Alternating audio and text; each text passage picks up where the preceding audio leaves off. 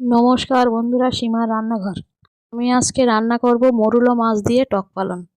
মরুলো মাছ নিলাম, মরুলো মাছ কেটে ধুয়ে নিলাম। টক পালন নিলাম, টক পালনটা কেটে ধুয়ে নিলাম। বেগুন নিলাম, বেগুনটা ছোট ছোট করে কেটে ধুয়ে নিলাম। লবণ দিলাম, হলুদ দিলাম, মাছের গায়ে মাখিয়ে নিলাম। কড়া বসালাম, সর্ষের তেল দিলাম। তেলটা গরম করে মাছগুলো দিয়ে দিলাম। মাছগুলো ভেজে তুলে নিলাম। সর্ষে ফোড়ন দিলাম। আগে থেকে কেটে রাখা বেগুন দিলাম। বেগুনটা ভেজে নিলাম। থেকে কেটে রাখা টক পালন দিয়ে দিলাম। নাড়াচাড়া করে নিলাম। লবণ দিলাম, হলুদ দিলাম, অল্প করে জল দিলাম। কিছুক্ষণ ফুটিয়ে নিলাম। চিনি দিলাম।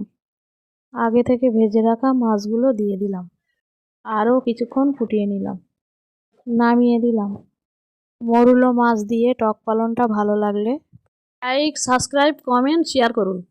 ফ্যান্টাস্টিক।